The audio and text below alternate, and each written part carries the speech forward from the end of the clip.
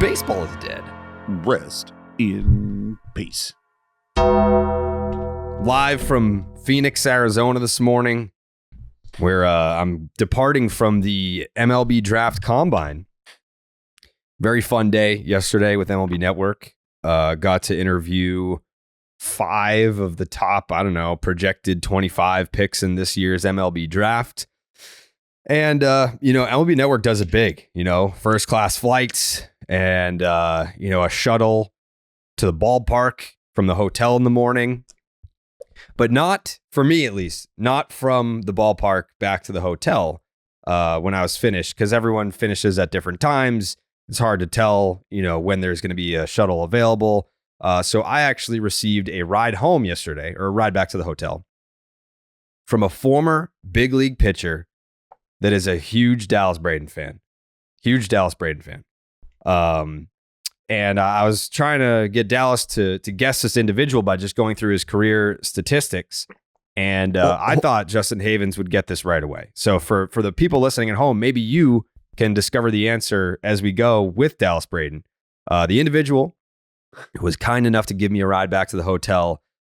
This individual, a left-handed pitcher. Today's his birthday. Happy birthday to blank. He turns 47 years old today. Also, Dallas lives in, maybe this is another hint, lives in the Arizona area. So he is also, like you, a Phoenix Suns basketball fan. 6 years with the Royals, 3 years with the Braves, 3 years with the Orioles, 2 years with the Mets, 2 years with the Phillies, 1 year with the Red Sox, 1 year with the Rangers, 1 year with the Indians, 1 year with the Reds, 1 year with the Expos, 1 year with the Houston Astros, spent 12 years in the American League, 6 years in the National League, came up with the Braves in 1998 and finished his career with the Cleveland Indians, making 2 starts for them as a 38-year-old in 2015. And you, of course, know him as...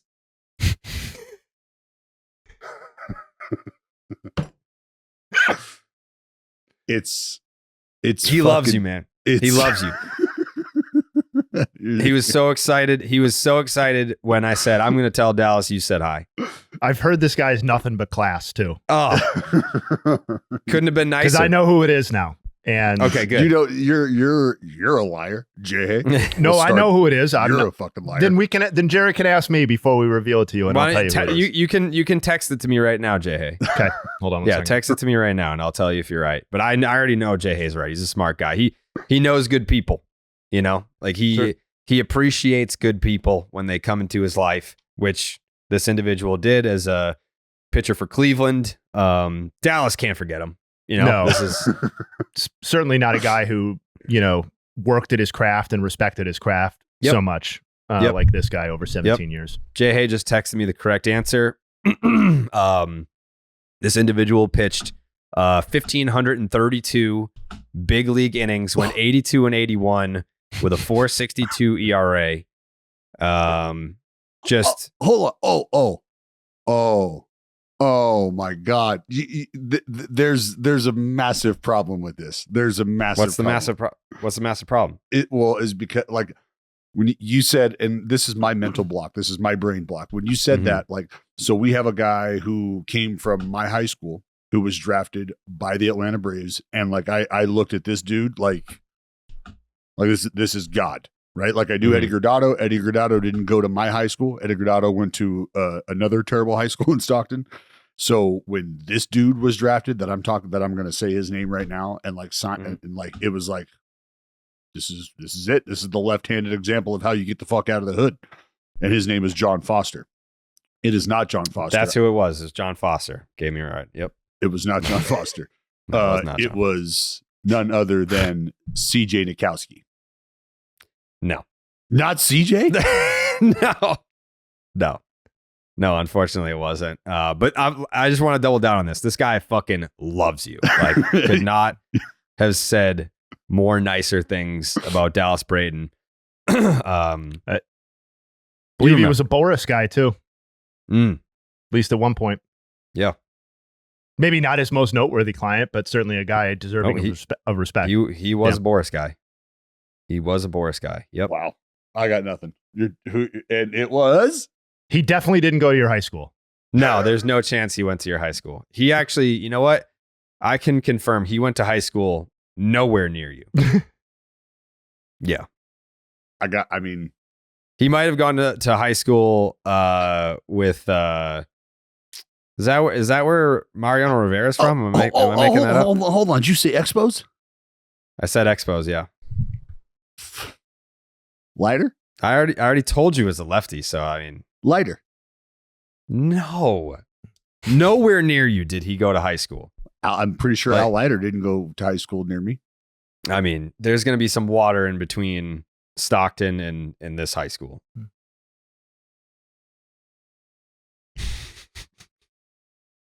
He loves you, by the way. I mean, shut up. He is. Shut up. He was so complimentary about you. I don't know. I don't know. In every way that you possibly could. You're a liar now, and you're. No, he was. I swear to God. So a big happy birthday to Bruce Chen. Yeah. There is no. What? Yes. Bruce. Yes. That's super unfortunate that he obviously loves you, big fan, but you just don't even remember him at all. No, of course. Of course I remember Bruce Chen. Of course. Yeah. Bruce Chen, like when he was with the Royals, I remember like, who the fuck, this dude is blowing fucking gas right now. Like this is, where did this come from? You remember him, just nothing about his career. Right. Yeah. Right.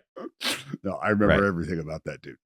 Yeah, it sounds like it. Yeah, one of the nicest guys I've ever met. Like, in terms of former players, like Bruce Chen is in that tier 1 of like nicest dudes ever. He is an A+ human being. He is the sort of guy you'd never forget meeting and interacting exactly. with. Yeah. Yeah. Hold on. First of all, we're treating this like this guy has told you that me like Bruce and I have been on vacations together every year, and that's not the case. In passing and you know at the ball he's field, he's called and invited you, and he just didn't hear back. I think right. just yeah. the vacation. That's it. Yeah. Yeah. He pulled out his phone and he was like, "Is this still Dallas's number?" And I was like, "Yep." He hasn't changed it in forever. That's false. Yeah. So absolutely false. Yeah, that part broke my heart. Well, I'm glad you were able to catch up with Bruce. Yes. Yeah.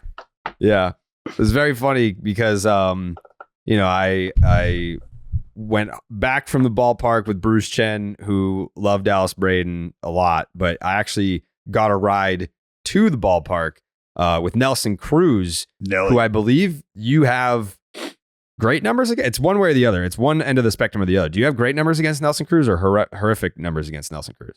I think I fared okay against Nelly, is what I'll say. Okay. Be careful. Yeah, we have researchers on deck here. Yeah. Well, you know the deal. No damage. That's true. I mean, there are a lot of notable names that Dallas has faced many, many a time. And there is all right. no Dallas damage. wins this round. What are the numbers, Jayhay? 4 for 18. No all damage. Singles? All singles. One single double, but no RBI, and 7 strikeouts to a mere 2 walks. That's very un-Bradonian. Oh. You know what I mean? Come get it, Nelly. You can come get this change up anytime you want, dog. Thanks. Yeah. Thank you, Nelly. Thank you, sir. Yeah. Quite an experience yesterday as I had to take BP. And Nelson Cruz was evaluating my performance in the cage. Is that what the laughing was in the background of that video? That was Xavier Scruggs, who was standing next to Nelson Cruz. Nelson Cruz, I mean, he said I had a good swing. A lot of people said, they were like, "Did you play?" And I was like, "No, not professionally." And they're like, "Well, you know, you got a good swing." And I was like, "Yeah, I know." Clearing that up. Yeah. A lot of people said, "Wow, surprisingly very good swing." And some of the scouts there were like, "You know what? I'm going to say it right now. Not the worst swing of the day." I was like, well, they're like, you know what? If you were to enter this very talent pool here right now in your age be the 36 season, you 35. I wouldn't be the worst. It would not be the first time that I participated with high school baseball players as an adult person and was not the worst player. And while not the most physically advanced out of the high school group here, there can't say that. I was definitely the biggest and most jacked out of all of them. That part I can say. No, dude, not the bat boys will fuck you up. Yeah, the Bat Boys were there. One of them hit a home run yesterday, which was He'll pretty cool. fuck you up, dude. Yeah, he's got quads for days. The Bat Boys, they shouted out Joe, by the way. They were like, they love you for some reason. They came up to me like, yeah, we just saw Joe at a MLB game. He was trash. And I was like, our Joe? No. There's no. At an MLB game? They didn't say that. At an MLB game? No. They're like, yeah, you No remember? way. You remember They what said it I looked was like trashed? last year? Yeah. Remember the last Those year's are the video? accusations. Care to comment, Joe? Listen, man, I had a couple beers. It wasn't trashed. Okay. Listen, man. Anytime that you have to defend public intoxication allegations, but listen, man, you're not about to say something that many people are going to believe. You're not seeing it from my perspective, right? Yeah. Listen, man, I was there. I know how drunk I was, and it wasn't that drunk. I would have got kicked out of the ballpark, bro. What Can't have game a did couple you go beers to? at a ball game? Yeah, what game was Dodgers Nationals game. Oh, okay. All right. Tawny hit a home run right over my freaking head. Yeah. Yeah, I had Sheffield's kid was there yesterday. A lot of the first round guys, I know like people like when I come back from this thing, people be like, oh, you know, like what were some of like the top guys doing? Like none of the top guys do it. It's like if you're getting taken in the first round, you know you're going in the first round. I don't know how much you can speak to this. I'm sure you have knowledge of it, but obviously not the experience of it. But in the first round, just the idea, Dallas, that you can pretty much pick where you want to go outside of the top five. Like those teams are just going to take who they're going to take. But after that top three, top five realm, if you're a first rounder and you're meeting with these teams and then you're talking slot money, like teams are trying to go under slot. I believe the rule is you have to pay at least 75%. Like if you're going to take someone at that pick, you have to pay at least 75% of what slot is. Correct. But some of these guys in the first round can kind of negotiate with the teams that they're talking to at events like this because every MLB team had a suite at Chase Field. So it's like you've got the second to fourth round guys that are out there doing their showcases, and then you have the first rounders that are there to just meet with teams, answer questions. You have the option to do medicals.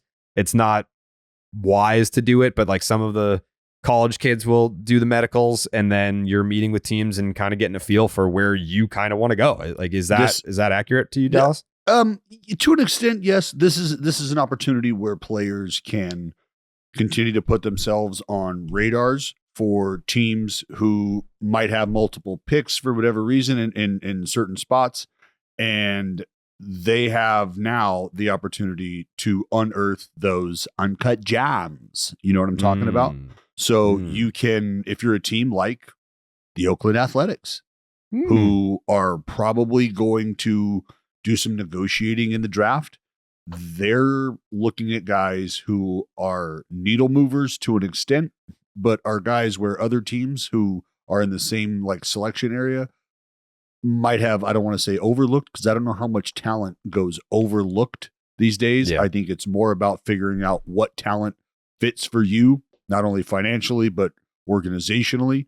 And I still want to believe that the best available is more times than not the best option, but I don't necessarily think that's the case when you're starting to evaluate whether organizations are willing to quote unquote roll the dice on high school arms or high school position talent, as opposed to more established collegiate arms or collegiate position player talent.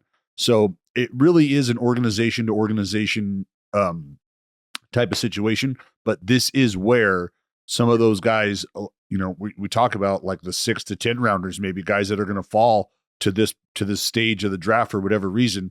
You might see some of these guys now, or there might be some guys that were never even thought of that because they have a great bullpen out there.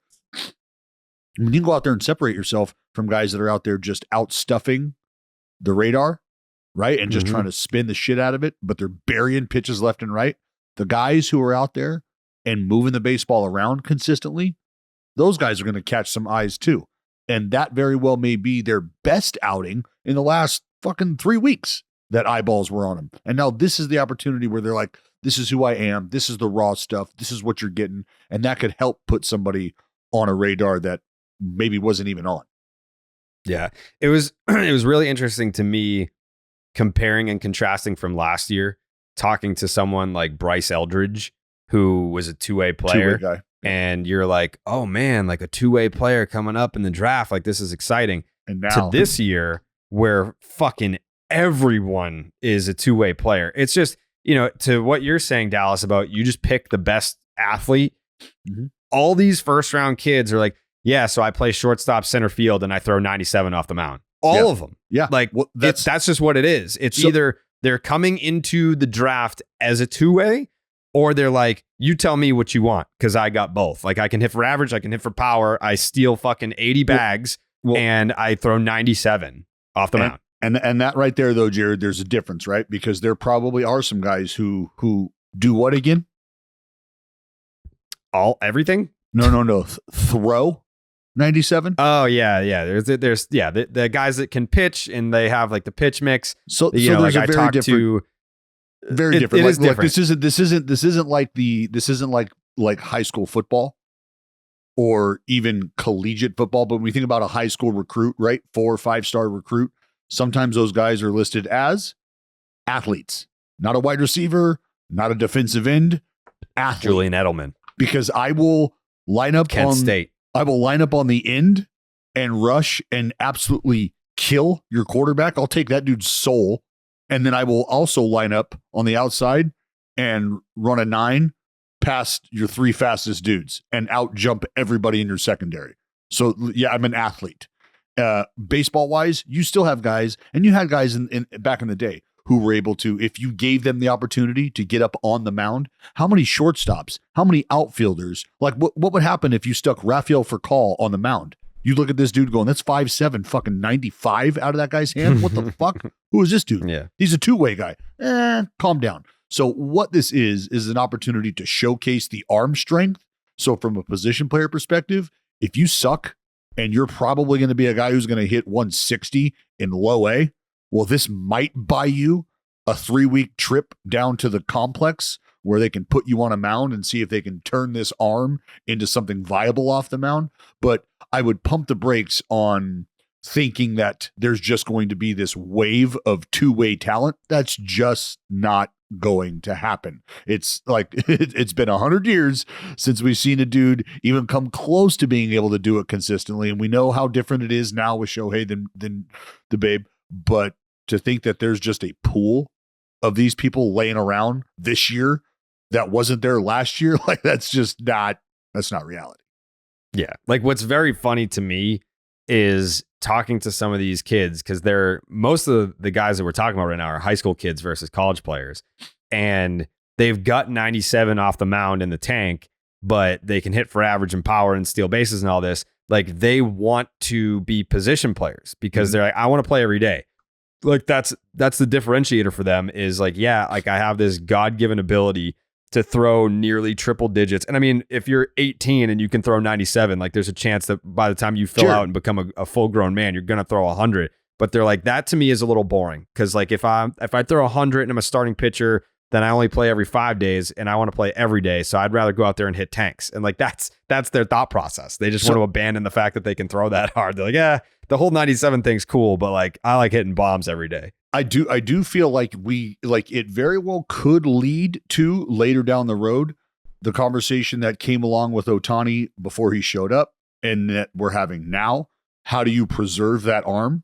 Is it going to be something that the Dodgers get back to doing, which is letting him pitch? And we go to the $700 million payday. And why wouldn't they? Don't they want to capitalize on the two-way player? Well, is this going to be an opportunity where teams might look at the draft and go, you know what? We don't see this guy starting every 5th or 6th day for us. But if he is so competitive on the mound and competitive enough, why can't we, we don't have to list him as an arm. Why can't we just have him on the roster and then unleash him when we'd like to out of the bullpen? Why can't we do that? Yeah. And there's nothing that says you can't. So it very well could be an opportunity to see if you can find some guys that you might be able to do that with this new hybrid type role where, hey, if we can't start Shohei, could you imagine if Mason Miller was your fucking DH? hitter? Yeah. right? It's like, okay, Mason just took 4 at bats and now Mason's warming up to fucking shut it down. Yeah. That's pretty sweet. It's pretty sweet. I mean, that's yeah, I think it's a fun conversation to have. It's a fun thing to wonder about, will this start to develop a new way that we can identify quote unquote two-sided players? Because two-way players is very different, I think, than like you know what I mean? Yes, I do know what you mean. Yes, like that. Like I for sure noticed that this year's first round pool is littered with dudes that can hit and they can pitch. I didn't want to hear conversations from schools once I had my Division I eligibility sewed up and I knew that I was going to be D1 eligible. I was like, look, I'm trying to do both. Like I rake and I can pitch, I can get outs. So if you have that available for me, then I'm all ears. Didn't want to just be pigeonholed. Yeah.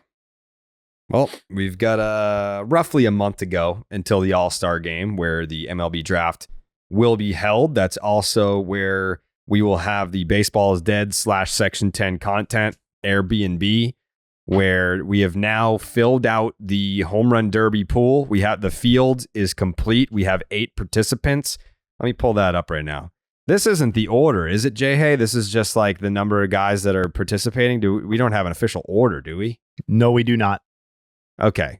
Yeah. Cause me going first. I appreciate that I'm listed as number 1 because I am number 1, but I don't know that I want to go first, but we'll figure it out. This is the Baseball is Dead Section 10 Underdog Wiffle Ball Home Run Derby that will be held in Dallas, Texas. I believe we just selected the field. We're not going to say where just yet, but we have chosen the location as of last night. It is me, Dallas, Jayhay, Joey, Jake, Steve Peralt, Tyler Milliken, and Connor Jeffers, who is our social media person, who's just always on the 1s and 2s on the Baseball is Dead Twitter account, tweeting out highlights, tweeting out memes, doing a great job. He plays college ball. So that's, he does? Yeah. Ugh. Well, listen, I don't know why I'm making that sound because I think my chances are what they are, regardless of whether another college baseball player comes in. What are they? Let's talk about great. This. They're going to be great value on the Underdog app is what they're going to be. Great value. But that actually to me is extremely interesting that he plays college baseball, because I think a lot of people were looking at the two of you as top dogs in this, and a relative mystery guy who also plays college baseball entering into the fray, I think is very exciting for potential drama and competition level. I agree. And I love the fact that MLB Network put out the video of me taking batting practice, hitting grounders to third and short, because I was like, let these people sleep on me for a wiffle ball home run derby, because baseball and wiffle ball are two very different beasts. And I'm not an excuse guy, and Jake, you know that I'm not an excuse guy. I never make excuses about anything. But I didn't. I'm on East Coast. I'm on East Coast time still. I've been waking up at 4 a.m. to stay on East Coast time. Here we go. I get to the yard. They're like, "Yep, breakfast is going to be there." I didn't eat breakfast. I didn't eat lunch, and by the time I was taking BP, it was like 5:30, 6 o'clock back home. No dinner. So I'm out there. Hey, can I get some batting gloves? Couldn't find any for you. Hey, do you have a 33-ounce bat? Take this one. It's the best we got for you. Oh, can I? Is there a weight for the bat that I can take some? Bat. Yeah, do they have any 28 ounces? I'm a 33-ounce bat. Yeah. And then I was like, hey, is there like a weight that I can put on the bat to take some practice swings? No, we don't have one. All right. Yep. So go up there. No practice swings. No nothing in your basketball sneakers, and take batting practice on national television with Nelson Cruz watching you. I'm just saying, I'm not making any excuses. I'm not making excuses, Dallas, but that's what I had to deal with on an empty stomach. It was dinner time. Hadn't had a thing to eat, with basketball sneakers on, no warm-up swings, couldn't stretch, couldn't swing a weighted bat, didn't take any practice swings, didn't have the bat of my choice, didn't have batting gloves. Totally understand. Yeah. Other than sounds eerily similar to last year's. No. Last year's live BP session. No. Eerily similar. No, Dallas, and again, I'm not gonna put out the video right now, but I probably took I probably took 30 swings, and the world saw 4 And those or were 5 the of ones them. that were chosen? Those I didn't were, choose those. You took I didn't 30 choose those. swings and those were the... Nope. So Oh, I man. got all the swings. If and that I made was a your 7 swing video. peak, buddy. Nope. we have Nope. That got wasn't the some- peak. That wasn't the Dallas. peak. So I got all the Dallas, video and I hold on put one it all second. together. Jared, I have some important questions that I need to ask about this. Sure. Go So ahead. I was messaging with an underdog executive Mhm. yesterday, a Yep. high-ranking executive, Sure. and his main concern that he pointed out was launch angle consistency. Yeah. There were some, you got some balls in the air. There were also a lot of ground balls. This is in terms of Yeah. the wiffle ball home run Lot derby. of- Like, do you think, is that a bigger concern? So that was his concern. The fans' biggest concern Mhm. was Was the cardio stamina. based. Yep. Gassing That's out. completely valid. So let me address this. Let me Both address of Just you, this. bigger both one. of you Yeah, guys. yeah. Yeah, the first question Oh, here I know with the nothing launch about angle. that, but yeah. The first question with the launch angle, again, I will say wiffle ball and baseball are 2 wildly different things to me. Very true. My wiffle ball swing is different. I don't like the way that I hold a baseball bat, you hold with both hands. The way that I hold a wiffle ball bat, not to give away any secrets here, but I don't even put my right pinky on it because I'm just getting more whip effect with the bat. Mm. And I'm not to give away any secrets or any things that I do to win the home run derby. But I can't believe so I'm not this. worried about launch angle, swing, nothing. Like I have the best swing in the home run derby. I will probably hit in the first round. I'll definitely hit the most home runs. I will hit the longest home run. I'll hit the hardest hit ball. That's all I guarantee. By the second and third round, I promise you nothing. I mean, I can fully acknowledge that I gassed out quick. My cardio is very bad. I'm not going to blame the BP pitcher, but like no time to recover in between swings. Like I don't know what we thought was going on there, but I couldn't even breathe in between pitches.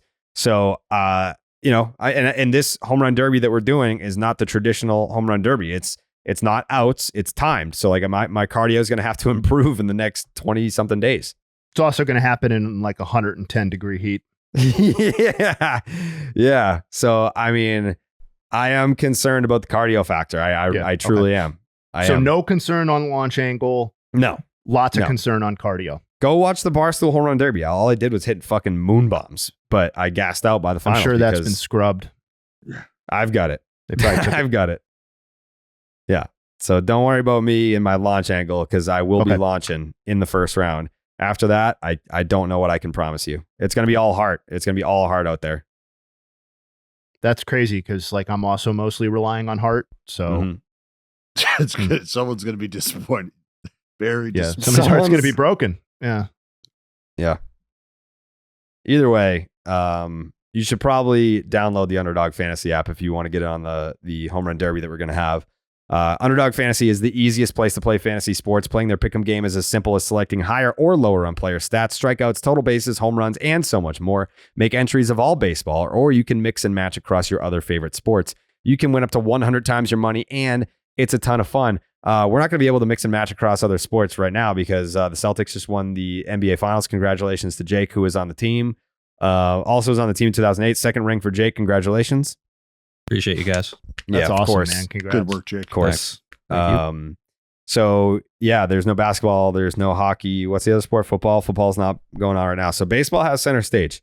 Very excited about that. A lot of people out here in Arizona were congratulating me on the Celtics winning the NBA Finals, and I was just like, I only care about baseball. I'm not going to lie to you right now. Like, if you want to congratulate someone, it's Jake Yazzie on Twitter. You can reach out to him and give him a big congratulations because he deserves it. I was happy for Jake in the moment. I was happy for Coley. I was happy for Jake. Happy for my dad. But other than that, I mean, I appreciate greatness. So I'm going to watch when a team wins a championship, and that's like an exciting moment to me. But in terms of like personal gratification, I experienced none of that. I was. I I thought you that can was so very cool happy. when. Go ahead, Dallas. I was just gonna say I was very happy for Ellen and your sister too. My sister got her car towed last night. Damn. Joey. Damn, What Joe. a minute, I thought it was overnight park. That's my bad. Yeah, she went on some parking app and paid to park until 10, went to dinner with her friend. Dallas, it was a woman. so don't say anything. No, buddy. Went to dinner with her friend and came back to her car at like 8:45, and that bitch got towed. And so then she had to go to the lot, and they were like, "Yeah, sorry, that's $165." And then she was like, "I paid to park there," and then had to show the receipt, and they were like, "All right, you can have your car back. No apology, no nothing. Just here's your car back." But Actually, you paid That's to park awesome. at our lot. So yeah, here you go. yeah. Here's your invoice for $165. But make sure that you sign up with the promo code Jared. That's JARED to get up to $250 in bonus cash and a special pick on Underdog. That is Underdog Fantasy. Promo code Jared. Did you guys see that picture of Jake lifting up Jason Tatum's kid with the confetti raining Yeah, down? I did. Too? I thought that was Yeah. so cool. Yeah. What a moment, Jake. Yep. What a Shout out moment, Deuce, dude. great kid. Yeah. Yeah, that was a hell of a moment. So I'm proud of Jake. It was all heart and hustle out there. He's been waiting for this. It's been 14 years? Yep. That sound right? 14 5 years? since Yeah. any championship. Yeah. I mean, he's been starving. This man's been starving for a ring. I mean, the 4 J's, right? Jake, Jalen, and Jason. And Drew. And Drew. Yeah. Quad J's. I actually had to text Jake the other night and be like, is it pronounced Drew or Drew? Because when the broadcasters say it, I'm hearing Drew with a D. I know it's spelled with a J, but I'm hearing D. Like, is Drew. the J pronounced with a D? And he's like, no, it's just Drew with a J. Yeah. Drew Holiday. I think when you say Drew, it sounds like Drew. Yeah, Drew. Yeah. Drew. Drew. Yep. You got a favorite basketball team, Joe? Wizards. Yikes. A lot of good. The MJ good- era good Wizards. guys over there. That is a tough run. The MJ era. That was my favorite era, man. John Wall, Bradley Beal, Andre Blash, McGee, Jamal McGee. That's the Kwame Brown era, right? Mm. That was our core 4 right there. Those guys. How about that, Well, Jay? the The Kwame Brown drop. Yeah, no, that was good. Kwame had a really good run. Hand selected by MJ. Great pick by MJ, starting a wonderful legacy of maybe the worst drafting any executive or owner ever did in the NBA history. But yeah, shout out to MJ. Hey, let's be fair though. That Wall Beal era that was fun. That had some moments. John Wall was. Yeah, that was the last time I watched a Wizards game. Oh, They had John Wall and Bradley Beal. so not a huge Nice. fan then. Almost beat the Celtics. Yeah. Joe, you've been kind of quiet on the home run derby front. Is that just because you're happy to be there, or are you just like, I want everyone to sleep on my skills? No one ever asked. I didn't know we were doing the home run derby till last ep. So I've been thinking about it. But, I know that was probably Yeah, on what purpose. are you don't want feeling? to get me trained or anything. I probably won't. I'm not. No, I mean, listen, I want you. I want you there. I want you in it. I hope you win it. I hope you win the whole fucking I'll thing. be there. I don't know how good I'm going to do, but I could win. I could lose. Did you play baseball at any Yeah. level? I played all the way You play till in high school? JV, and then I got cut from varsity, dude. But that wasn't even about skill. That was other reasons. Politics. Numbers That's game. other Classic. reasons. Dude, Like, got me. hold I on, got did- caught up in the same Did I just shit, hear yeah. all Yeah. the way till JV? So you played your freshman year. No, I sophomore year, brother. I was playing Yeah. shortstop. Start. That's Yeah. a lot of years of baseball. I mean, that's a decade in the system. Don't forget about the Mhm. club. Start to finish. The club college. We won fucking 14 games Nothing in to a be row. ashamed of. Yep. Put in 10 years and people at this podcast, they're scoffing at you. Don't worry about it, man. I see you. Yeah. I just saw a TikTok the other day. I sent it to my mom because it was like the Cooperstown Dreams Park kids. And everyone, we all know the story about me being 20 playing in a 16 to 18 league. But you want to talk about kids that just don't belong. There was this kid, he looked like Giancarlo Stanton, like had the Evo shield on his elbow, had the same stance, had like the face guard on his helmet, and he hit an absolute tank and then like stares it down. And then hilariously, you just see the 4'3" pitcher on the mound that looks like, you know, he's about to open up a lemonade stand. And that's what, I mean, that's more of an East Coast thing, but playing AAU baseball and playing for the North Shore Storm, going to Cooperstown Dreams Park as this undersized kid and seeing these mammoth children that and you know what? It's not an East Coast thing, because now I remember we played a team called the Bakersfield Bullets and they were 25 years old easily. I'm out there as a 12, like this is like maybe me playing for that fall league was just like a way to, it's like now it's my turn to bully the youth, because these kids had mustaches. They had like pronounced, defined arm muscles. Like you shouldn't look like that when you're that age. And they just dominated everybody. It was That's insane. one of the funniest tournaments of all time. And Jared, you go to that? I mean, I played in it. I haven't gone as a spectator. It's the funniest yet. shit ever, because it is like the most elite teams you could have. They have fucking, you know, showcase teams from across the country and the shittiest teams you'll ever see playing against each other. Yes. It is 100 teams a week, and you will see it is the funniest thing ever. It is 200-foot fences, and they're using the big barrel bats at like 12, and it's just bomb.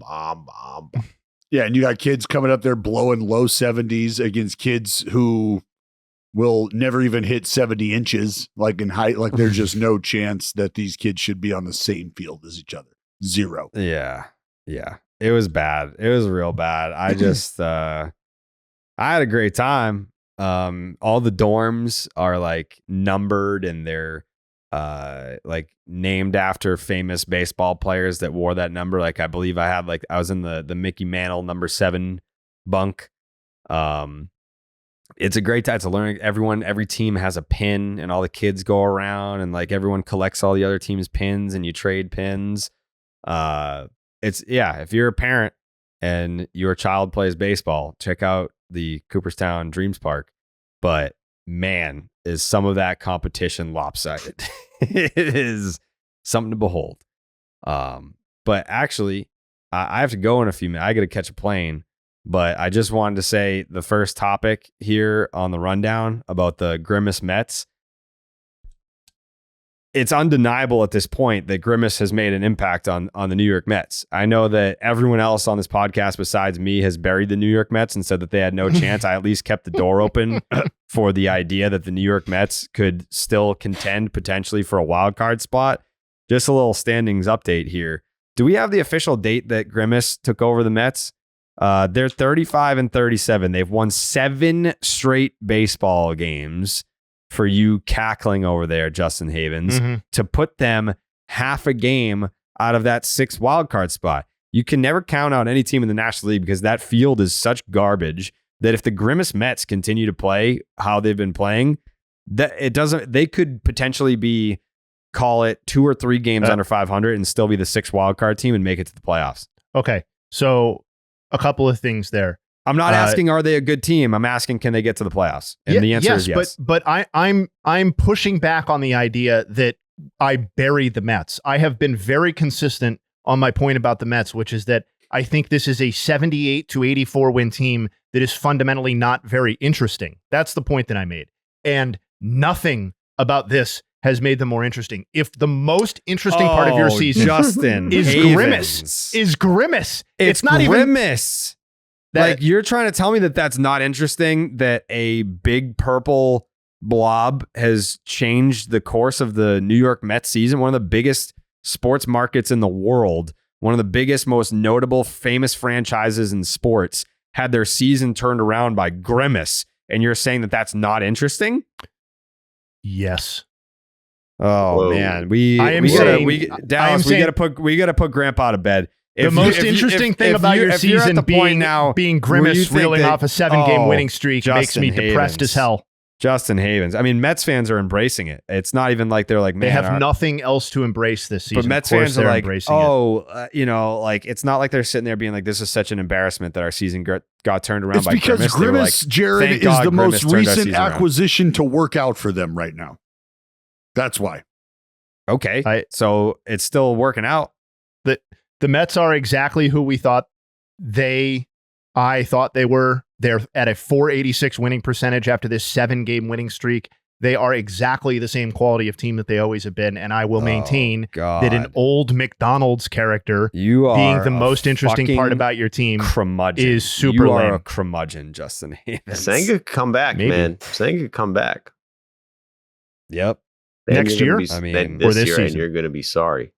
God damn, dude. I thought I would have more support on this.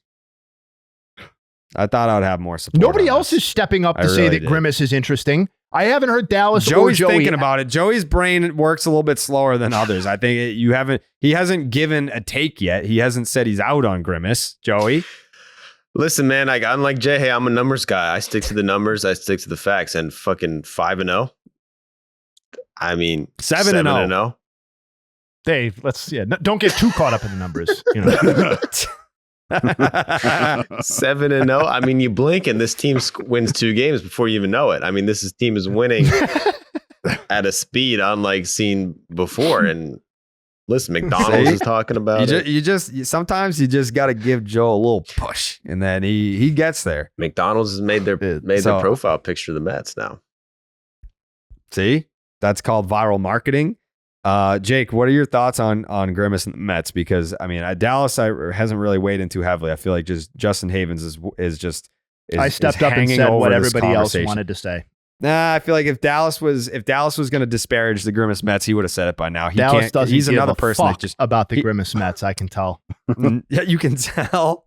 Yeah, all right. Let me pause Jake's take then really quickly. Dallas, what are your thoughts on the Grimace Mets? It's not a needle mover for me. It's just not. It's not a.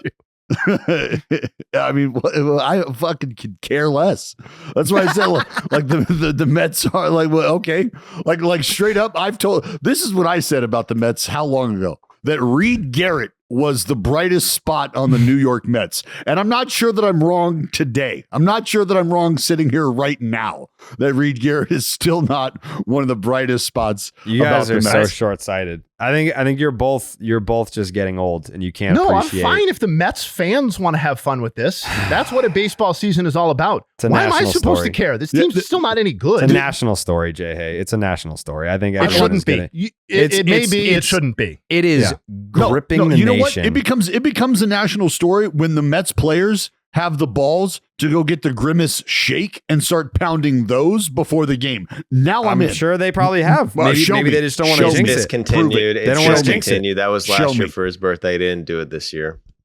Well, you know what? If Grimace is such a big part of it, they can bring that shit back. You mean to tell me that big purple fuck can't pull a string or two on that big clown? You tell me right now? Yes. Dallas, if the Mets get to double-digit consecutive wins, I feel like at least McDonald's in the New York area will bring back the Grimace shake. I'm gonna put the Stevie P guarantee stamp of approval right here. Stevie P guarantee that the Grimace shake will be available in McDonald's in New York City if the Mets continue to win baseball games. I mean, that's going to have to be fast acting. And to your point about getting to 10 wins, I would love to see that.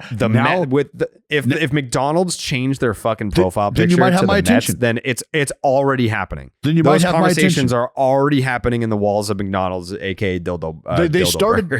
They started here. Let's remember that the conversations to bring back the Grimace shake with their success started with me, and it started right here. Let's not lose. I did remember you starting the whole Grimace thing. I'm glad we got to that. Told you. Yeah, he did tell us. Told you about Grimace. I didn't know how we were going to about Grimace. I didn't know how we were going to get there, but we got there. Yeah. So yeah, let me hear about them bringing the Grimace shake back. Let me hear about the Mets players pounding Grimace shakes, and then maybe you have my attention. Then maybe I care. Pete Alonso's already angling for this. Like Pedro Alonso is on the horn with Scott Boras being like, get me in touch with McDonald's. I want to be in the commercials, drinking the Grimace shakes. Like they could make Pete Alonso like Grimace. Yes. What I was getting ready to say is they need to just have a purple Pete Alonso in a commercial shirtless. That will be Grimace. a giveaway by the end of the year. Like they will have like a Pete Alonso looking Grimace bobblehead. Oh, Grimace and Pete Alonso walk into a room and it's the Spider-Man meme, right? Like, yeah, they are like big time. You paint him purple and there's no telling who's who. Like, hold on, is Pete Grimace hitting Alonso third? has the utmost Grimace energy. Yes. Well, and he's like, hey, he's strong, but he's definitely got like Grimace body type vibes too. Yeah, that's what I mean. That he's Yeah. Grimace shaped. Yes. Yeah. You're calling Pete Alonso a purple potato?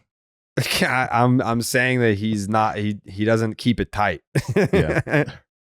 Who do you think's had a bigger impact on the Mets winning this season, Alonso or Grimace? Grimace. Wow. I didn't even have to All think right. about that. Should Grimace be in the All-Star game? It's Yeah, for the fans. I think Grimace should manage the All-Star game. Let's get Skeen starting and Grimace managing. It's an exhibition for the fans. Yeah, I mean, the game doesn't. If the Mets stay hot, Grimace will appear sometime at the All-Star game. He'll be at the Home Run Derby. You know what? If we haven't named the field yet, but if Pete Alonso, as he has been known to do, Grimace will participates in throw the to Home him. Run Derby, Grimace will be the guy that runs out the Gatorade and the towel. Yeah. Oh, for sure. If they're not able, I mean, you want to really sell it, Grimace has got to pitch to Pedro. I don't know that you can pitch. I mean, I think he's limited See? from like a physical standpoint. Well, fucking out on Grimace then. Get But your he shit can together. It's the definitely- biggest stage Grimace- ever. Grimace can definitely run out the towel and the Gatorade, the purple Gatorade, by the way. And if Pedro Alonso wins the Home Run Derby with Grimace in his corner, it's kind of over, and you guys will look very dumb for doubting all this. No, I'm pretty sure. You know what? If it doesn't work out, then I'm going to need to see the Hamburglar come through because he got robbed. I see what you did there. Hmm. I see what you did there. All right, I gotta pack my shit up and catch a flight back to Boston. So What time's your flight leave? probably what 8:30 local time, 7 here. Safe travels. Thank you. Sky Harbor. Was that the name of the airport? Yep. Yeah, I think so. Yeah, You got plenty of time. I got plenty of time. I'm not rushing, but you know. All right. Love you guys. I'll see you on the other side. Great All to right, have talk you. to you tomorrow. There you go. It's been a pleasure sharing time zone with you, Dallas. Yeah. Hey, good to have you, man. Yeah, thanks for having me. I'll see Safe you guys travels on the other back. side. Thank you. Enjoy the I hot love tub you, time bud. machine. Thank you. Bye. Oh, Carabas. Yo, the one thing we got to do though, we have to say a word about Willie, right? Well, that's exactly where we were going. That is precisely where we were going. As you know, got the show kicked off. Jared was taken off. He had to bounce. We appreciate him hanging with us. On a day like today, I do want to get your guys' thoughts. I found this weird for myself. When the announcement happened, I got weirdly emotional.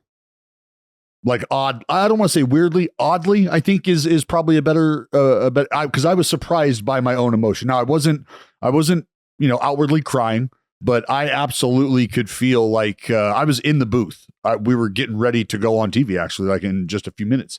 And the announcement came across and I just I looked at my phone and I just set my phone down and I just kind of leaned back and just, and Jayhay, I'm sure kind of feel the same way about this just because of the conversations that we've had. And Joe, not to say that you haven't had these same kind of conversations.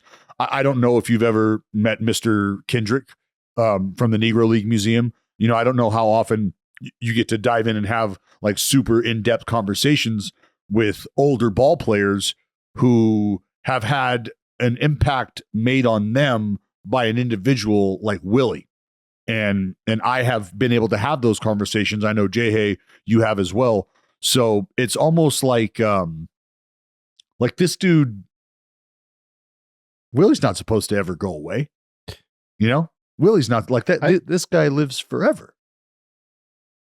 I do think it's an interesting experience when somebody you don't really know and have more or less never met. Like I've been in a group of people who was around Willie Mays. I've never met Willie Mays. Mhm. When a person like that passes and you do feel some sort of pull, and I felt a similar thing to what you're describing. And I think it is probably just as simple as if you love the game of baseball and are invested in the game of baseball, like everybody on this podcast currently is and has been for a long time, then that's just a name that can't go away without you feeling some sort of void. This isn't anybody dying. This isn't any Hall of Famer dying. This is a guy who has a very clear-cut argument as the greatest baseball player in the history of the sport. And I know, the GOAT debate is something that never ever gets put to bed. And for the, for interest's sake, probably shouldn't. But if you're talking about the greatest players in the history of the sport, Willie Mays is really the only guy that you can credibly put forth that doesn't come with a caveat. No, that doesn't come with some sort of qualification or excuse needing to be made or an explanation given. It's just, this was my career and it was one of the greatest of all time. And, I think there's something to be said about the uniformity of the reaction to Willie Mays passing, not only in terms of the people who saw him play saying that he was the greatest that they ever saw. In fact, you're talking with people who were actually around Willie Mays. Timmy. We both got to be around Claire Smith, yes, who's obviously a titan of both the media industry, a titan as far as women in media and all sorts of trailblazer. She shared a tweet this morning from I think it was the BBW Hall of Famer BBWA dinner decades ago, where Mantle, Mays, and Duke Snider were all together. And obviously they were, the kings of New York at the time that they played. And Mantle basically saying there's no need for any more debate. Willie was the best. And there's no shame in me being tied with Duke was the rest of the quote. No. And, I just think not only in terms of his greatness on the field, but the fact that there was 100% uniformity in the quality of person that Willie Mays was and the role that he played going all the way back to, what's going to be celebrated at the Rickwood game with the Birmingham Black Barons and stuff like that. Like, it's an incredible career and a guy who obviously touched a lot of people.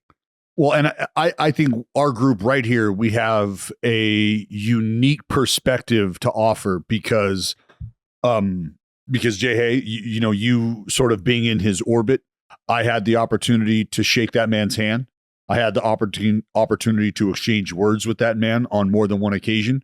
And those are moments that you just don't, you almost, you wake up and live your life, and maybe like 98% of your life is being lived in the moment right then and there. But the other 2% is being lived the day that I met Willie Mays. You know what I mean? Like the other 1% of that, I'm remembering the conversation that I had with Sandy Koufax and Don Newcomb in the manager's office in Dodger Stadium. Like you don't get to live a full life, because when you meet people like that, they occupy a moment in time and a moment in your life that you're never going to get back. But I don't know that you ever want that back. And Jayhay, I know you're going to, I think, contextualize on a level that a lot of people aren't going to be able to, exactly who Willie was as a player, the productivity side. But Joe, somebody who has absolutely slayed the landscape when it comes to putting stories about baseball in short form, in a form where you can consume them and you can really kind of sink your teeth into who dudes are and where they've come from. What sort of player does Willie Mays represent for you when maybe you're going back and you're doing research and like, this dude's fucking, like, this is the guy that everybody in the Hall of Fame, when we start talking about how good of a Hall of Famer you are, this is the benchmark, right? Like, this is the gold standard. So what does it mean, like, when you start to go through videos and you start to look at players and interesting stories and shit like that, when you maybe sit down, and maybe you have, maybe you haven't yet, but when you start to peel back the book on who this fucking guy is, like, what sort of emotion or what sort of like mind-blowing revelations occur? Yeah, you could look back and, I don't have to be the one to say that Willie Mays was really good. He was decent. He was good at everything. He could hit power, and he was fast, and he won 12 Gold Gloves in a row. he was good at everything. He played in the Negro Leagues, so he goes way back, all the way to the 70s. Played for the Mets. He did. He also got banned from baseball. Do you guys know that? Yeah. He got banned, dude, for life. Well, indefinitely. And then he got unbanned Indefinitely. for being like a greeter at a casino in like the 80s. So they banned him for being associated with gambling. So we might get banned next, boys. But that's kind of crazy to think about. The MLB banned fucking Willie Mays and Mickey Mantle at the same time from Major League Baseball. Obviously, he's not banned anymore, and everyone knows Willie Mays. It's kind of crazy to think because like none of us ever saw Willie Mays play, but everyone has like this. The fact that you got like emotional hearing he died and you never knew him, briefly met him, and you never saw him play. That kind of just tells you that he's a legend, one of the few. It's very rare. It was so weird because you just don't expect to have that. I did not expect to have that reaction, you know. And I know I can remember being in the clubhouse in San Francisco when Willie was over, and then I remember being down on the field and talking to Will, and it was just like, wow. And then to hear he's gone, like you're just playing those moments over in your head, because he's one of those guys where you almost you don't want to ask to take a picture because you don't want to put him out. You don't want to, you know what I mean? Like I just want this moment to wash over me. I want to remember this for as long as I can. And if I can't remember this on my way off this rock, then fuck it. It wasn't a good enough memory to have anyway. But you just know that those ones are the ones that are going to stick with you. You're not going to lose sight of that. And I think it's really cool that, and I know this is going to happen around baseball, not only for the rest of this year, but I think just as we continue to really celebrate and continue to reintegrate a lot of the historical figures from the Negro Leagues, you're going to continue to hear stories about Willie Mays and who he was as a human being that I think far exceed what he did on the playing field. And to be able to hear stories like that still today, I mean, I would really encourage folks to go and look up. I believe it aired in 2021. What is it called? I think it's called the Black Diamonds podcast with Mr. Kendrick, and he goes into great length and detail about Willie Mays and his life and his career. So if you are bored, or if you just want to pay the man who is absolutely due every bit of the respect coming his way, do yourself a favor, download that episode, take it in, because it's eye-opening, and it's one of those things where I think you play that episode and you could probably just pour yourself a nice beverage, turn the lights off, stare outside, and bless yourself with the story of Willie Mays.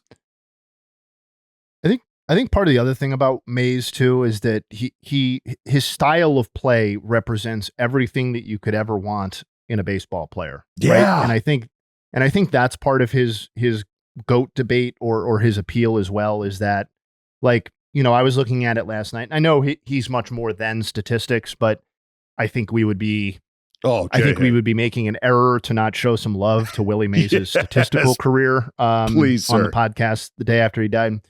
He's the only member of the 500 homer, 300 stolen base, 100 triple, and 300 batting average club. And that's obviously arbitrary to a degree. That's for statistics. But first of all, I used 500 homers. He had 660. Okay. Yeah. But he's the only member of that club. And that's significant to me because those are things that, like, are, in terms of aesthetic appeal on the baseball field, maybe the most interesting combination of things that you could be. A guy who puts the ball in play at a high rate, a guy who is fast enough to hit lots of triples and steal lots of bases, and a guy who has enough home run or enough power to hit an enormous number of home runs. That he's the only player to ever hit those marks. There was a 13-year stretch in his career, 13-season stretch, where his average season was 40 homers and 20 stolen base. Literally a 40-20 season was his average contribution over a 13-season stretch. if a guy does that 1 or 2 years in a row now, we're like, and as we should, we are like, holy shit, what a fucking player. And Willie Mays, he didn't have 13 straight 40-20 seasons, but the average over 13 seasons was 40 homers and 20 stolen bases, which is absolutely remarkable.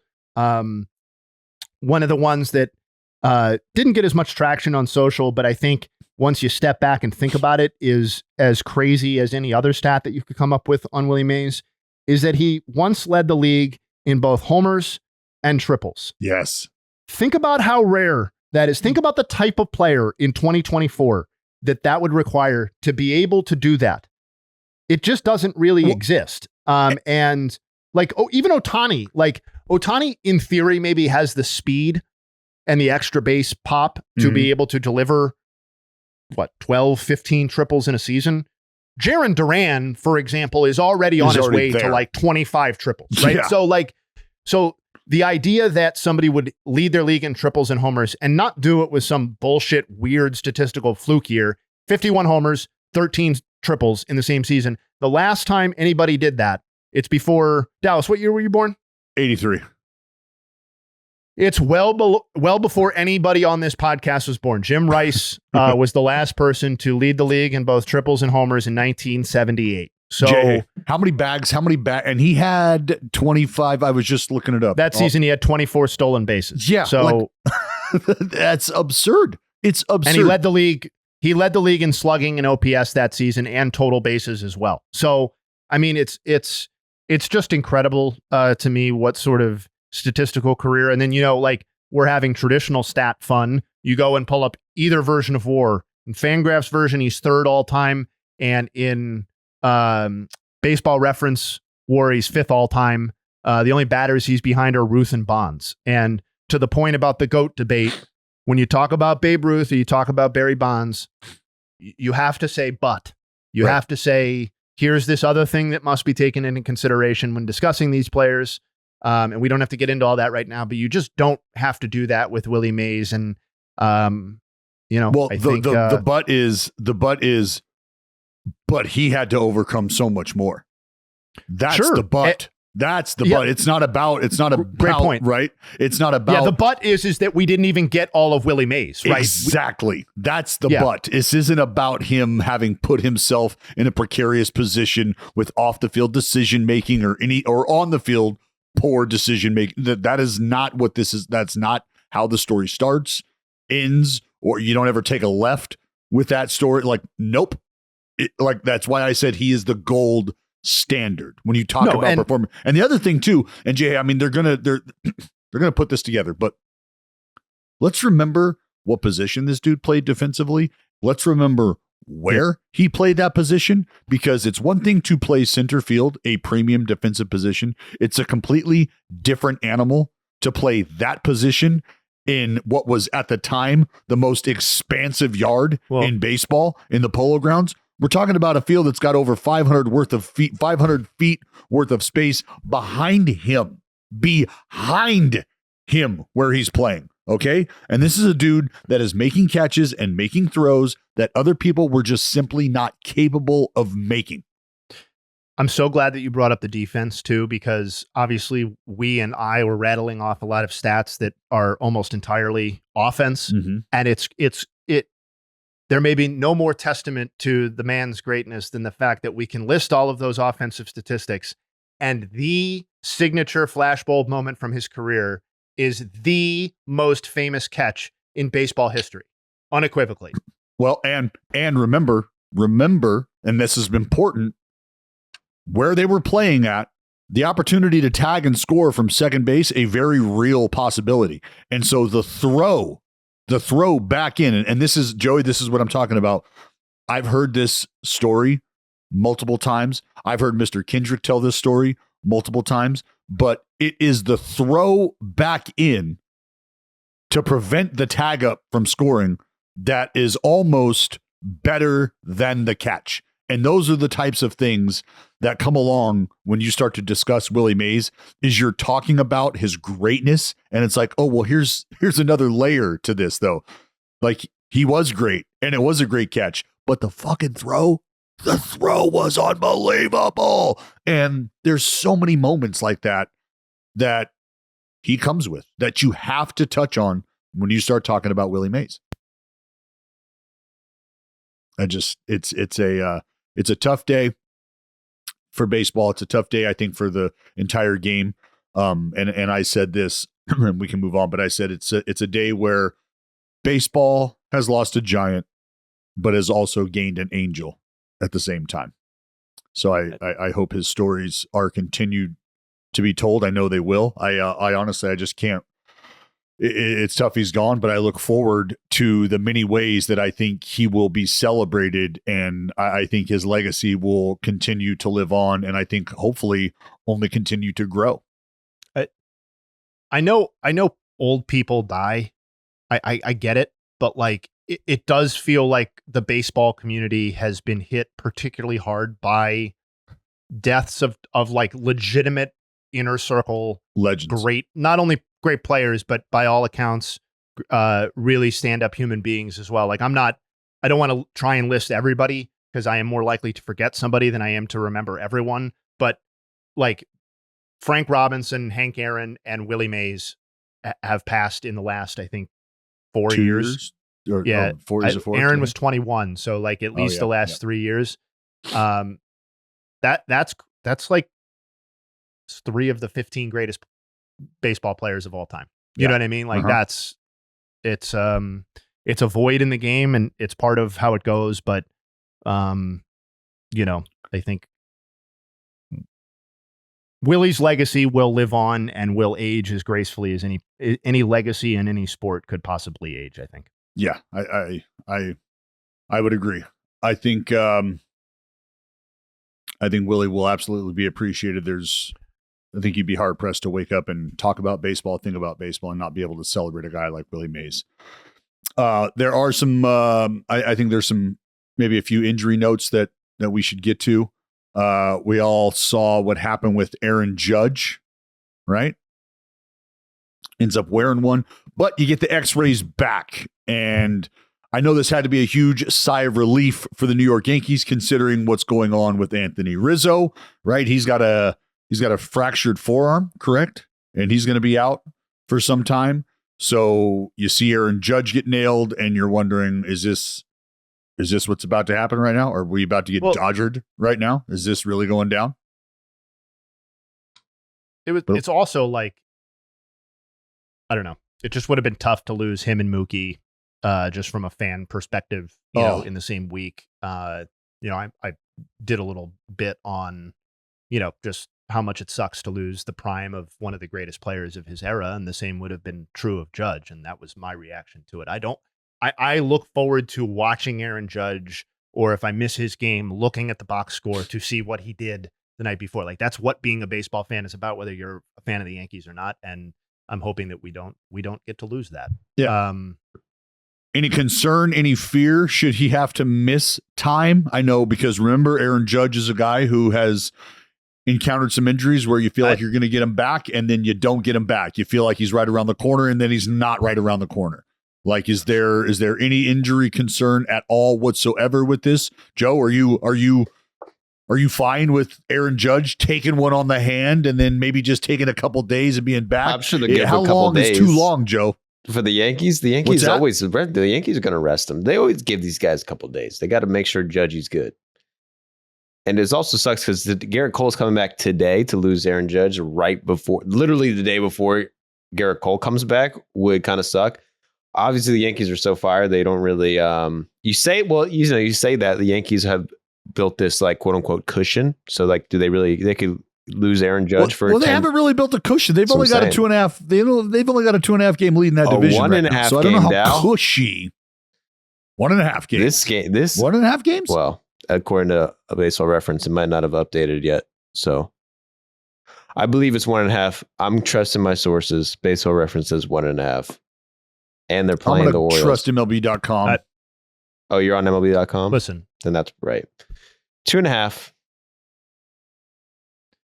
Here's my problem. or here's what I'm going to say about that is that I'm done doubting the Yankees in terms of their ability to overcome temporary injuries this season. It felt like Garrett Cole was a death blow, and it was the exact opposite of that. Well, yeah, Luis Heel showed up and put the whole world on notice that he's a fucking Cy Young contender, so that helps. This has reminded me, though, since you brought up Aaron Judge and the Yankees, there's a big return coming back tonight, and that's Garrett Cole coming back for the Yankees. He's scheduled to make his season debut tonight, and that strikes me as one of the best opportunities for you to use the Game Time app. Wouldn't you say? I would say so. Yeah, I mean, I've gone to baseball games with every single person on this podcast, and I've really enjoyed those experiences. I remember last postseason, me, Joey, Jake, and Jared went to a game, and I believe we did use the Game Time app to do that. I've been to a game with you, Dallas, out in Oakland. That was a lot of fun. We saw a no-hitter. That's right. Game Time is the authorized ticket marketplace of Major League Baseball, which makes getting tickets faster and easier. Prices on the Game Time app actually go down the closer it gets to first pitch. So tonight's Garrett Cole return, for example, is at 7:05. So, hey, man, we're recording this morning, listening to this afternoon. Maybe go ahead and check it out. See whether you can see Garrett Cole return against the Orioles. Certainly not they didn't make it easy on him, I guess is the point, but you shouldn't with your reigning Cy Young. With killer last-minute deals, all-in prices, views from your seat, and their lowest price guarantee, Game Time takes the guesswork out of buying MLB tickets. Let's see, what other ones coming up here do we think could be interesting things to pursue for the Game Time app? Well, I mean, if you missed that, you got Luis Heel going on Thursday for the Yanks at home at Yankee Stadium. I don't want to make it all about them, though. If you're in the Cleveland area and you want to see some good pitching come to town, not like you don't get to see good pitching for the Guardians, but Luis Castillo and the Mariners, they'll be wrapping up that series on Thursday. That could be a wonderful a daytime game at the Jake. Some call it Progressive Field. I don't, but that would be another good time to take a look at the Game Time app as we get a little closer. I don't think it could be easier to use an app than it is to use the Game Time app. Last minute tickets, flash deals, zone deals, easy to find and buy MLB tickets, and for every kind of event in your area. So it's not just for MLB. Obviously, this is an MLB podcast. No, it's for everything. It's for everything. You can view all of the seats in the venue on the app. And as I said before, it's not only got a lowest price guarantee, it's also got an event cancellation protection and job loss protection. Not that I'm wishing that on anyone. Priority last minute deals. You can save up to 60% off buying last minute for sports, concerts, comedy, theater, and more. Save even more with exclusive in-app deals on select seats ahead of the game or event, and save even more than that when you choose a section and let Game Time choose the seats. So if you're not picky, go ahead and save some money that way. Toggling this feature shows the total up front. That's the all-in pricing. So you look at that, no surprise fees at checkout. Get a panoramic view from your seat in the app before you buy. You will be able to see what you will be seeing once you sit down at the game. The lowest price guarantee, that comes with a 110% guarantee. So you get 110% of the difference. They will credit you if it's not actually the lowest price. Take the guesswork out of buying MLB tickets with Game Time. Download the Game Time app, create an account, and use the code BID for $20 off your first purchase. Terms apply. Again, create an account and redeem the code BID for $20 off. Download Game Time today. Last minute tickets, lowest price guaranteed. Guarantee is on the box, folks. You can trust it. The guarantee is on the box. Before we get out of here, did you see the Dodgers comeback last night? Did you guys see that? How about that, Joe? That was one of the funniest endings to a game I've seen in a while. That was really good. I mean, Jake Cave was possessed. That guy, I've never seen someone that mad in my life. That guy took that check swing. I mean, if you guys didn't see it, I could recap it. I'll be Jared. Please. The Dodgers were getting killed. Okay. The freaking Bueller started for the Dodgers. He got rocked in Colorado. Rockies are hitting bombs. Rockies are terrible, but they're beating the Dodgers. I think they had a 6-run lead. They went into the ninth with a 5-run lead or a 6-run lead. Then 7-run lead going in the ninth. There's some walks, bases loaded. 6. Was it 7 or 6, Dallas? It was 6. They scored 7 to come back. They scored fucking 7 to come back. Justin Hayward, grand slam. Then Teoscar comes up. What are you looking at me like that? I watched it, dude. Was it Justin Hayward or was it Jason Hayward? The Jayhay kid thing. Jayhay confuses people. You know what I mean? You can see why I made that mistake. I was here, and then Jayhay's dropping dick. Love to see it. Justin Havens comes to the plate in the bottom of the ninth. Hits a grand slam. Thankfully for the Rockies, they had a 5-run lead. All right, 1 out, bottom of the ninth. You know. What's going to happen? Yeah, I gave him a grand slam. We still got the win. Bring in the freaking closer. Guys throwing 100 out of the pen. We're going to shut him down. Ohtani comes up, gets a base, whatever. Teoscar comes up, 2 strikes, swings at a pitch. It's a check swing. He definitely went. Umpire says, nah, actually, he did not go. And the Rockies are like, no, he went. And he's like, no, he didn't go. Not reviewable, motherfuckers. All right. So they didn't swing. Next pitch, boom, 3-run homer. Dodgers, that basically ends the game. And Jake Cave in right field flips a fucking shit, man. That's one of the... If you haven't seen the clip, watch the home run because Jake Cave is in the clip watching the ball go over the fence and immediately just fucking losing his shit on the first base umpire who is like 300 feet away from him, screaming at him as the entire stadium is cheering because they're all Dodgers fans. And yeah, that was one of the funnest games I watched in a while. Shout out to Teoscar Hernandez for that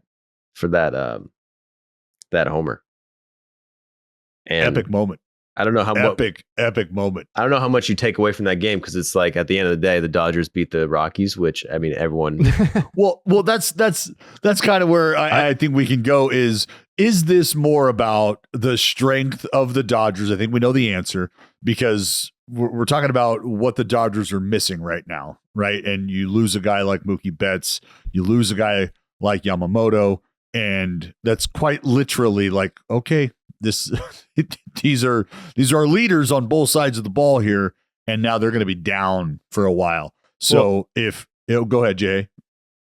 No, I was just going to say, like, not to be fucking Mr. Negative, but if we're going to be 100% honest about what the biggest takeaway from this game is, other than what Joey said about it being like an awesome watch. How bad the Rockies are? Or a neutral fan. No. Like, that's also not a takeaway. We already fucking knew that. They're terrible and they always are terrible. But like, Walker Buehler had a really bad start. Yeah. And so we're now at a point where he is 8 starts into his return and his ERA is like 5.5, 5.84. It's actually worse than I thought. And this was probably his worst start, definitely his worst start of the season. So like the Dodgers are awesome. They got plenty of time to figure it out. We've covered it all the time. But Walker Buehler has not been anywhere close to the same guy. And while I think some level of that was anticipated coming back from injury, like I think it has admittedly been bumpier than he or the Dodgers would have. Yeah, I think that's more than fair to say. Obviously, the numbers reflect a rough bounce back, a rough re-entry, if you will, for Walker Buehler. I don't think it's enough to scare people off of the Dodgers and their success by any means, but I think it is something to consider because what do we always know about the Dodgers is it feels like they're always getting somebody back, right? They're always like, oh, because who do you have coming back? You got Clayton Kershaw that's going to be back. Now, whatever that looks like. Bobby Miller's starting today too, right? Right. Isn't he back? Yes. So what it looks like when you get these guys back, I think, is always something that at times can potentially mask a moment like this or a period where a Walker Buehler is searching, but to their benefit is the 8.5+ game lead. To their benefit is a lackluster competitive division. And so this is what we always talk about with the Dodgers seemingly around this time is we're creeping up on the halfway mark. They've got damn near a 10-game lead. They have given themselves every opportunity to sustain. They've given themselves every opportunity to figure out how to maneuver around these injuries. And it feels like this is just another moment where you're like, shit, 24 hours ago, they lost their ace. They lost their organizational pillar, and they master and engineer a fucking 7-run comeback in the last inning. I get it. And I know, but with the standard being what it is for the Dodgers, and that's if they don't win the World Series, it's a disappointment. It's a wash nationally, and it's a disappointment for their fans, and I would assume them personally. But one of the things we talked about was the expectation that we would get more clarity on the Dodgers rotation as the season progressed. People would come back. We'd figure out what Walker Buehler had, et cetera. Kershaw would contribute, at the end of the season or whatever.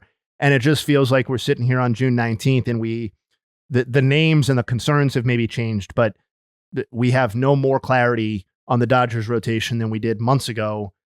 Yamamoto is gone for the time being. Walker Buehler has been largely ineffective. Well, what do we got? We got and there have been good things too. I'm not saying it's all bad. Like Glass now is a Cy Young contender. Gavin Stone has been generally very productive in his starts. Paxton has been probably better than most people anticipated. Bobby Miller is coming back, like we said, but like at some point you would like to see the whole together, given what this team wants to accomplish. But obviously last night was amazing. And I just went back and watched at Joey's suggestion to get the Jake Cave reaction. That's good stuff. I didn't see that the first time. No, he refused to leave the field too. If you watch the full bottom of the inning, the Rockies come to the plate and they were pissed at the strike zone too. Jake Cave, I don't even think he got an at bat in the bottom of the ninth. He would not leave the field. He came back out of the dugout, and this is like 15 minutes since the home run, just as pissed.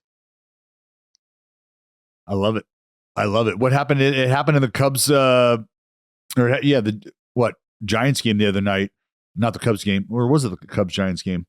Ball up and in, should have been strike 3, not called. Next pitch, fucking homer. The comeback is on, and it's just a heartbreaker when you watch guys execute. They know, the guy at the plate knows, everybody knows, and you're like, well, what now? Well, looks like I get another pitch and I'm gonna hit a fucking homer.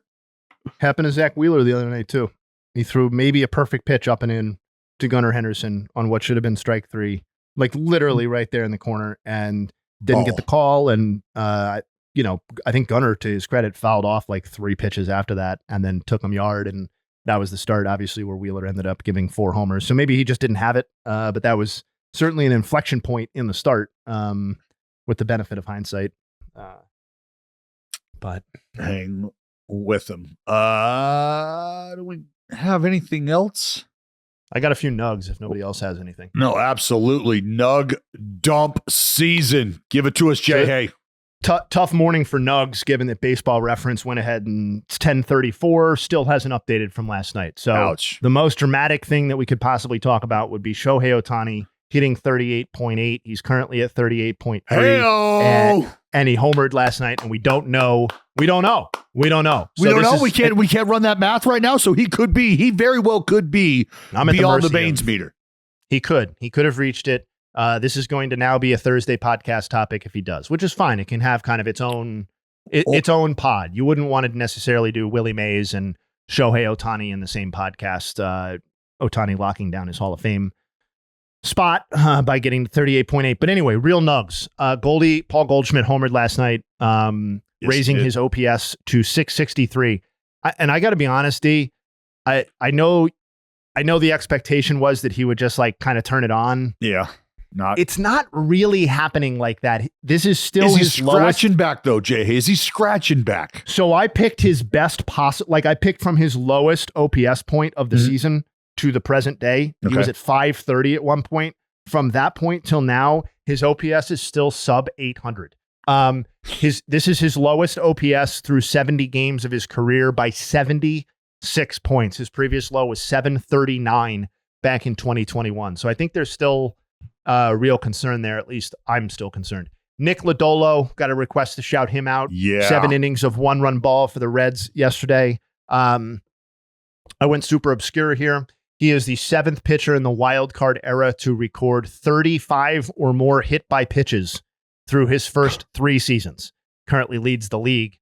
He joins Alek Manoah, Jakob Jonas, Johnny Cueto, Dave Bush, Shout out former Red Sox pitching coach great Dave Bush, Rolando Arroyo, and Jeff Weaver as the only pitchers to have 35 or more through their first 3 seasons. Corbin Carroll, obviously it's been a very disappointing and injury-plagued season for him. Tuesday was the first game this season that he had a triple and a stolen base in the same game. That's something he did 5 times last season. Anthony Santander, 9 homers in 17 games since the start of June. It feels like he's hitting a homer every other game. That's because he is. Pablo Lopez, maybe the most disappointing starting pitcher of the season, particularly for those of us who play fantasy baseball. Yeah. He has an 8.49 ERA over his last 6 starts, including another disastrous start against the Rays yesterday. And he's now allowed, after 2 more yesterday, he's allowed an MLB leading 16 homers overall on the season. And shout out to my brother Dylan, who called my attention to this stat. But Francisco Alvarez, who we have noted is kind of one of the more interesting possible contributors to the 2024 Mets season, is back. And the Mets have a 2.34 ERA when he's with catching, Francisco, and a 4.73 ERA when Narvaez, Tomas Nido, or Torrens are catching. So maybe a sample thing, maybe not, but a 2.5 run difference when Francisco is behind the plate. So obviously most of his attention's been to the possibilities with his bat. But maybe that's another little trend along with Grimace that we can hang our hats on for us Mets fans out there, us diehard Mets fans that ride and die with the team through the ups and downs. But those are my Nuggs. Love that. Absolutely love that. Thanks, buddy. Joe, you got any final thoughts? Yeah, you know what I've been thinking about? Like, do you guys think we're going to get Shohei in the Derby this year? Ooh, why? What would tell you otherwise, Joe? Tommy John. What has you thinking that that's not going to be a thing? Tommy John surgery. He had Tommy John. He doesn't want to get injured. But don't you think that maybe he could do it anyway? Yeah, I'm pretty confident that he could do it. What do you think the odds are that he does it? I want to believe that they're strong. I want to say, because this, you know what? It's a great final thought, Joe, because I think it does conjure up the conversation. Is this an opportunity to decide whether or not Shohei's a showman, or is Shohei a guy who's like, look, things have been great. I know who I am for this game, but I've got to start reeling it in. I can't do the Derby every year. I can't go to the All-Star game every year. Like I've got to rest. I am trying to come back off surgery. This would be a great time for me to take. He does need to go to the All-Star game. Sorry, you're fucking Shohei Ohtani. You got to go. So that's what are you upright? Yeah, you're there. Fuck, you're going. Absolutely. Weekend at Bernie's, I don't care. We will figure out a way to fold your ass. This isn't a 35-year-old man in the twilight of his baseball career. This is Shohei Ohtani in his prime. You need to fucking be there. Yeah, get him there. I am with Jayhay on this. Get him there. But I also could understand if Shohei was like, I don't think any of you understand what I've gone through and what I've been going through here recently. I would love 4 days to reset. So that could very well be a possibility. Take that on the Dodgers time. Yeah, Jay, I want to believe that this is the same man who wrote out his baseball life at age 15 or whatever it was. Like that same dude had it in his mind where if I'm a part of the home run derby every year, I'm fucking there. Like, why can't I want Ohtani to want to take the award from Pete Alonso, and I want Ohtani to want to be the dude each and every year who's there. Now, does he feel that way? No, but I want him to feel that way. I want him to want to wear that badge of honor. I want him to be the bully on the block that says, this is my fucking trophy. I'll be the dude that comes in here every year. I don't care if I'm hitting 180 when I'm 43. Guess who's winning the Derby when I'm 43? This fucking guy. As best I remember, LeBron James never took off an All-Star. Like, he never just didn't show up for the weekend. And like that, Ohtani is the biggest star in the sport. And I don't care about the other stuff that he has going on, or how tired he is, or the burden that he has to carry. Fuck your family, fuck your dog, fuck your wife. No, I mean, better be in Texas. To some degree, yeah. Fuck all of them and get to Texas. Like if the participation in the Derby is a separate thing, I would love to see him do that. There have been plenty of people who have passed for reasons that are less legitimate than. But just be there. I had Tommy John surgery, 6 months ago, but you need to be there. He needs to be at the All-Star festivities. He needs to be on the red carpet and all that kind of stuff. And that's just the responsibility that comes with, barring personal tragedy or something going on with his family. He needs, or obvious stuff like that nobody would criticize him for. He needs to be at this. Would you rather see Shohei? Because I got a little thing going on. I got an offer for him. If he wants to take how about he just does the home run derby, takes the All-Star game off. Home run derby's the day before, so he gets the extra days off. Wouldn't you rather see him in the derby than the game? Without question, especially 1,000%. Since we've already seen him do the and All-Star thing. Yep. Correct. That's as cool as that gets. Yeah. So, and I feel like having been in the building for his last home run derby attempt, it just feels like there was meat left on that bone. Oh, Jayhay was there. And that we were just starting to see what Ohtani in a derby might really look like after that absolutely brutal and painful to watch start to his derby. Oh, it was tough. I just feel like he does actually have what it takes to win a home run derby if he was inclined to participate. And listen, some of the best memories that I have as working in baseball and around baseball have been watching home run derbies at All-Star Weekend. Like, I know it sounds crazy. It's like, oh, it's an exhibition. Dude, man, you get some of these guys up there to just fucking lock in. And I know I talk about it all the time, but like the Giancarlo Stanton, Aaron Judge combo experience in 2017 in Miami was just fucking crazy, man. It was crazy. And like Ohtani's just as fun to watch as either one of those guys. And I would love to see him really put together a derby for everybody to remember. You watch BP and you can hear, you watch BP up close and you're sitting there by the cage and you're watching guys. They'll take their round of, sometimes it's 4, sometimes it's 7, whatever it is.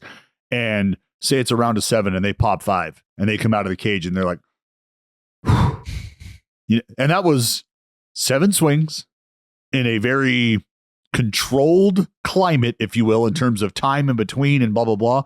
And they're still like, it's not like it took a lot out of them, but it took an effort. And now you see that unfold over the fucking under the Derby protocol. Yeah, you are pumped in a heartbeat. Jay, do you have a final? Oh, go ahead.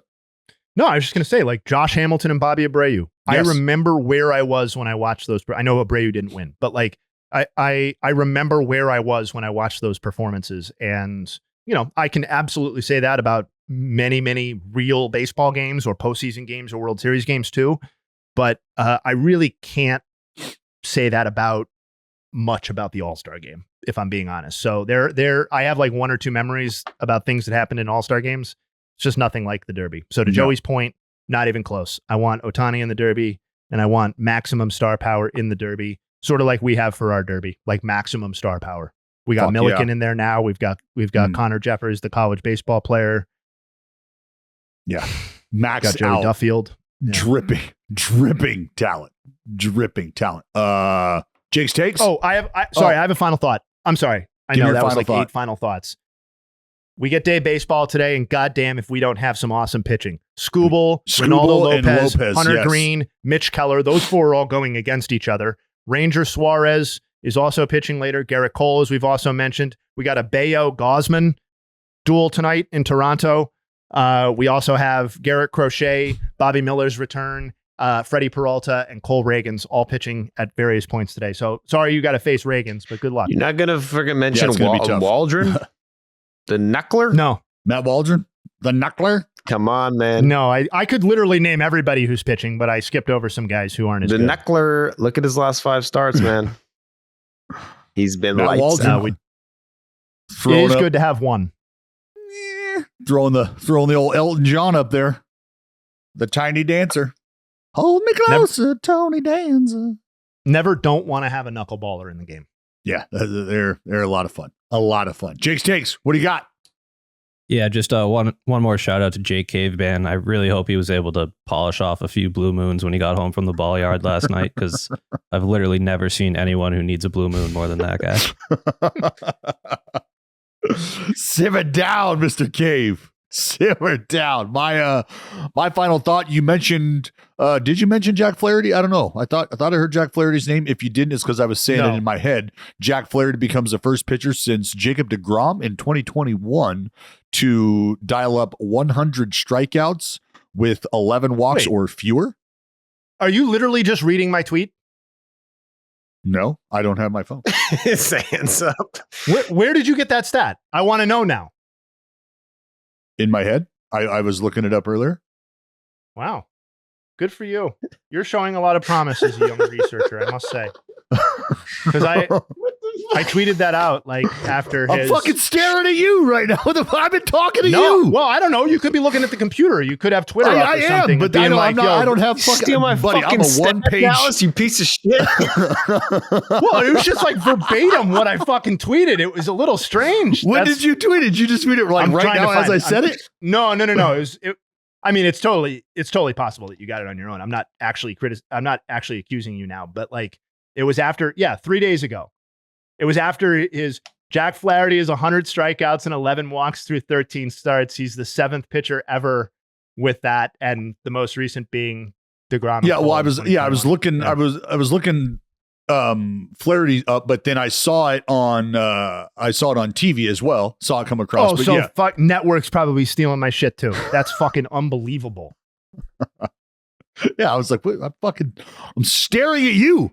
Well, if I was Jared, I would at least mention it on the air. Just like do a little stat cleanup and be like, I know we're doing draft interviews right now, but I just wanted to clean up this Jack Flaherty note that's been running on the ticker below us. That's actually like a Jayhay Nugg. And imagine after all the shit it was there 3 days ago. You know, he sits down after with all the the top shit that prospect. Jared was talking on those guys, I feel like he would say something to their face. He sits down with the two-way superstar 17-year-old. Hey, can I run some Nuggs by you? I got some Nuggs before we start. Listen, did you see that stat on the ticker? Like, that's my friends. Like, he did that, and they're not giving him credit for it. Like, we'll start the interview there. All right. Well, all right. Sorry, Dallas. Nice Nugg, by the way. No, apparently it's not my Nugg. It's just it's your Nugg that wandered its way off the fucking cookie sheet. You know, man, these Nuggs go into the ether and then they become part of, like public domain or whatever. But I just didn't know if, it's just crazy because, we were on the same wavelength, like a lot of great minds are. You just got there 3 days later, which I think that's like right for us, I think. Did you tweet that out 3 days ago? Is that seriously what happened? Yeah, that is 100% I love what that. happened. I love that. And MLB Network's just now running it. I guess. I mean, credit at Jayhay Kid. Feel free to throw it up there. Well, while Jayhay deals with his plagiarism suit, I hope you guys have a wonderful, absolutely gorgeous Wednesday. We will be back mañana for Thursday's episode. We'll have the little fella back. Jared will be he'll be back in men's clothes in Boston, and we will see you then.